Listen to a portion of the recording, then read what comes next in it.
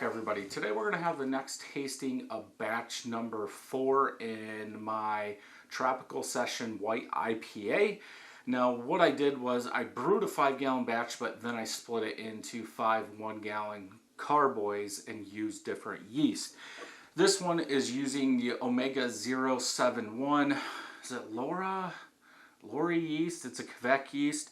Actually, when I was getting ready to brew this, I had the brew and beersmith, and then my local homebrew store just put a post up, hey, new hot out of the box, the 071 and the 090. Now this was back in June of 2020, so I ran down there and picked one up of each. But for the grain bill for this, 5 pounds, 8 ounces of 2-row, 4 pounds of white wheat. For the boil, 1 hour boil, 1 ounce of Warrior at 60 minutes. After that boil is up, Whirlpool 170 for 20 minutes, 0.5 ounces of Amarillo, Centennial, and Citra, and 1 ounce of Galaxy. So 7-1 was when this was bottled, so a little over 5 months old. 5.35. Now this one does have a little story. Okay, yes, better smoke.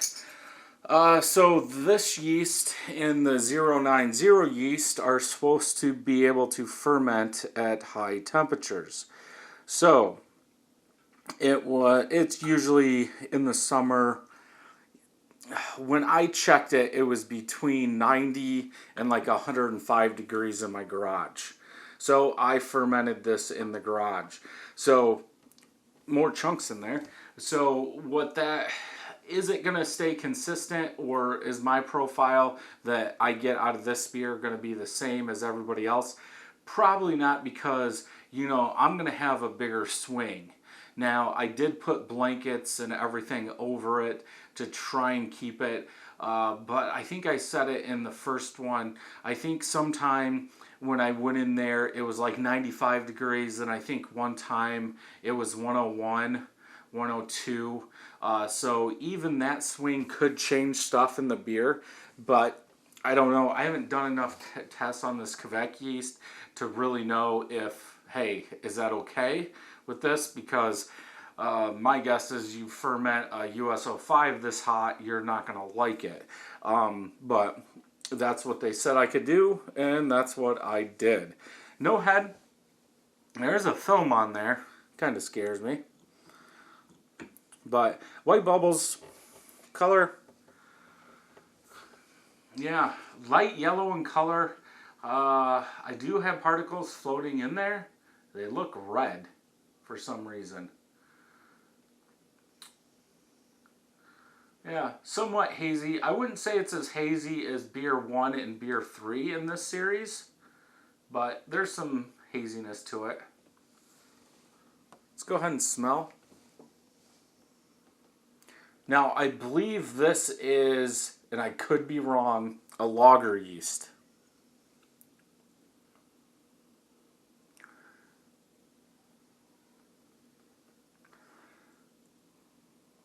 A little candied citrus malt, candied citrus maltiness.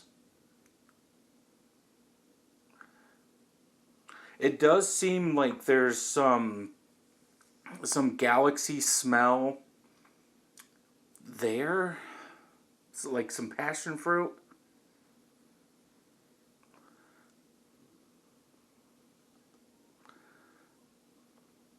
Yeah, and this one finished the highest. In terms of ABV, all the other ones finished at 5.14% except for this one, which was about, say, 20 points higher, 21 points higher to be exact. So I'm surprised I'm getting like that candied smell out of there. Usually, you know, that's sweetness, in my opinion. Yeah, it definitely doesn't smell like the others. Let's go ahead and taste.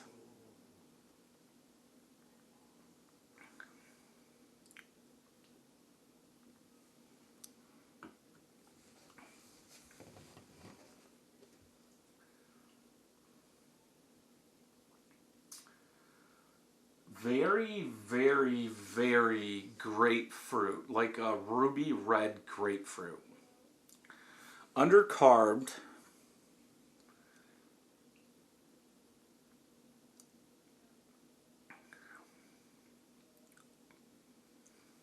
Very, there's some malty sweetness in there too.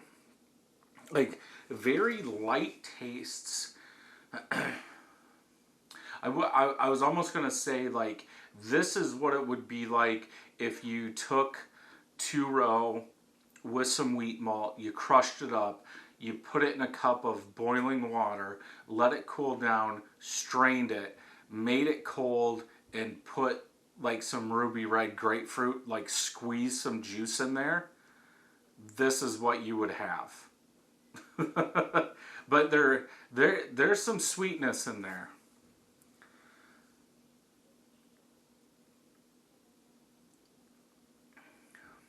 Very undercarb though. Almost like carbonation was forgotten. Which is weird, because it's using the same as all the other ones. 4 drops. It's not bitter though. I kind of like the end taste, the back of the taste to the aftertaste, because a session IPA, you know, low ABV. I don't want it to wreck my palate. I don't want all that bitterness there. I don't want that grapefruit rind bitterness just building and building and building. And this doesn't do it. But there's really not too much here.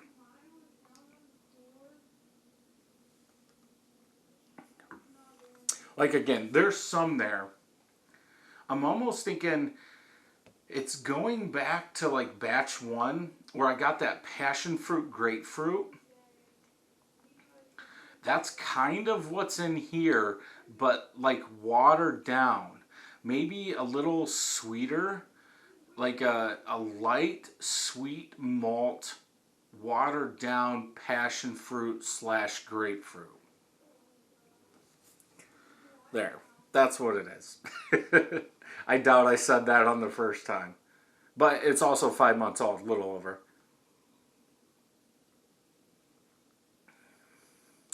Yeah, it's not bad. Carbonation needs to be upped. It's like drinking water. So, not bad. I can't wait to try the next one. Hopefully it's carb. These other ones have been carbed. Other ones are still bubbling. But yeah, definitely a good one. I still have some more of this yeast. I'm going to do some experiments with it being like 6 months old and taking it out of the fridge and making a starter and seeing if it's still good. But they're almost going to be a year old by the time I do that, because I want to warm them up again. I want them to be hot, but we'll have to see about that. So yeah, if you like this, make sure you check out some more videos over here. And until next time, happy brewing.